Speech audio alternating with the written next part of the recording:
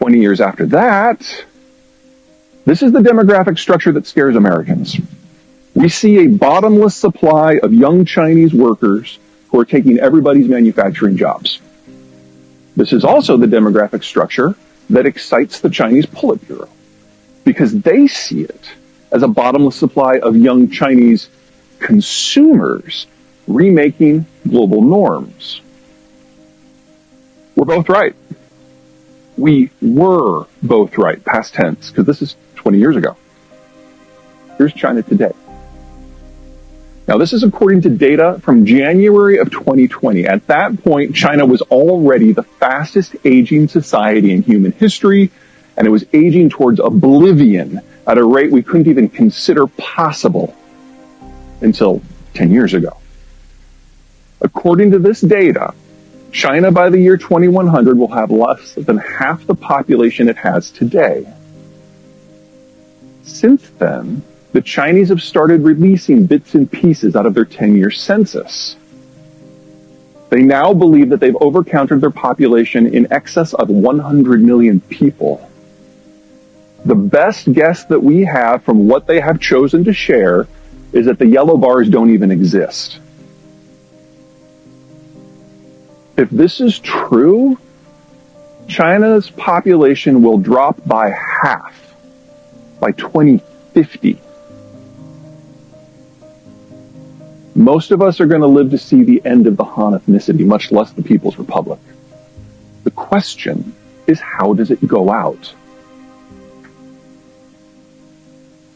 That's only one reason I'm really not bullish about the Chinese system. Now, this is completely overcomplicated graphic is global oil flows. The thicker the bar, the more oil that is going on the tanker route. The one that matters the most, of course, is right here.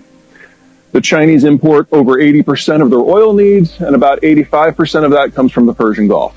It is the single most exposed trade route on the planet. Now, the Chinese do have a lot of ships. Most of them would fit on this stage. They're itty-bitty. Only about 10% of the Chinese ships can actually sail more than 1,000 miles from a friendly port, and the Chinese have no friendly ports outside of the PRC, which means they can't patrol that trade route.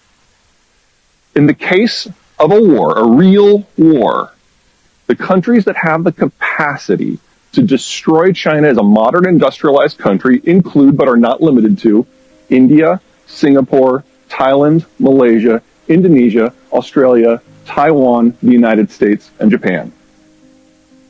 You put 2 destroyers in the Indian Ocean, 3 months later, the trucks stop running, 6 months later, the lights go out, and a year after that, they lose 500 million people from famine. The Chinese are utterly dependent on the world that the United States maintains in a globalized fashion. We go home, it ends. We are the single greatest ally and empowerer of today's China. And we've lost interest in globalization. There's a reason that the Chinese are sounding really desperate and really belligerent and really bitter. They know it's almost over. I'll give you an idea of just how vulnerable. The Aussies, great friends, great allies, right? We recently struck a deal to provide them with some very cool military equipment. Now, publicly, what everyone seems to grab onto are those nuclear submarines, and I don't mean to suggest that those aren't sexy pieces of equipment, but we're also giving them air-launched cruise missiles. Maximum range of the existing Australian fighter bomber fleet with these cruise missiles can reach here. If they just launch them from their own terrestrial airspace, it reaches here. There's the Strait of Malacca.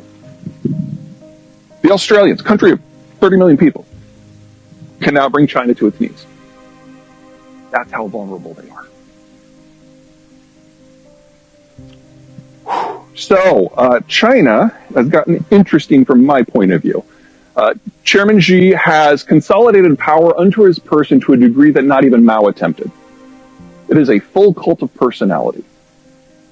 He has executed or exiled or intimidated into silence everyone in the country who is capable of an independent opinion.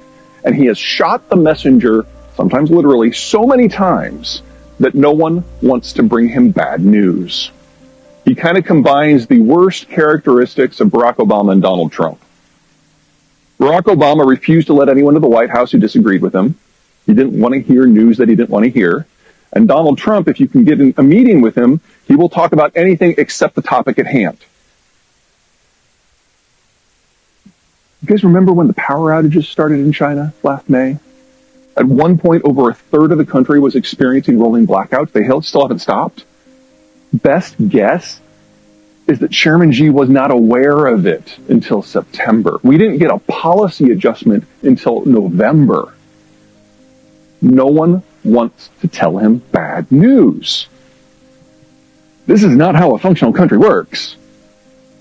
We also know from countries like Chile and the UAE who have used the Chinese vaccine is that it's crap. It doesn't work against Alpha, much less Delta, much less Omicron. So China can never move away from a zero tolerance strategy because the healthcare impact upon the population would be crushing. Until such time that they say, oh yeah, we're going to bring in 3 billion doses from the United States, and do you think that's going to happen this year or next year or ever? They're stuck. And so we're seeing increasingly frequent lockdowns because Omicron is simply too contagious for a zero tolerance system to work. China is inadvertently breaking itself away from global manufacturing. And with a population that is physically incapable of mass consumption, exports are the only game in town.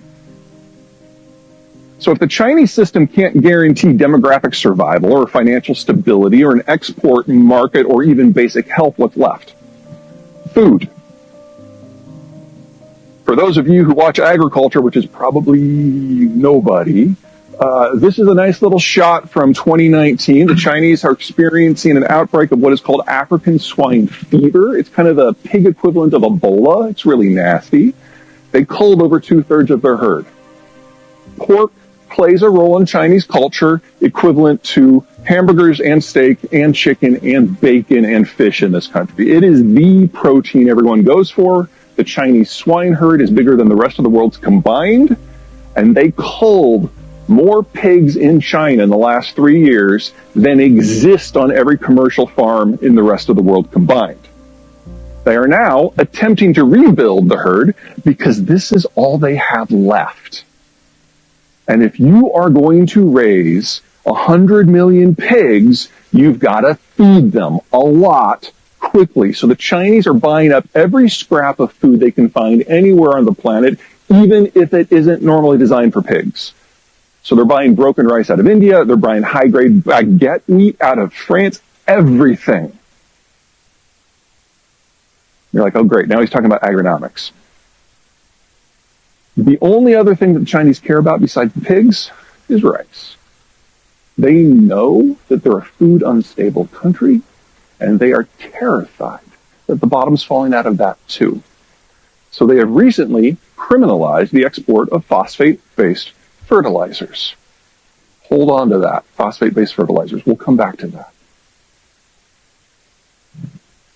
Energy investment.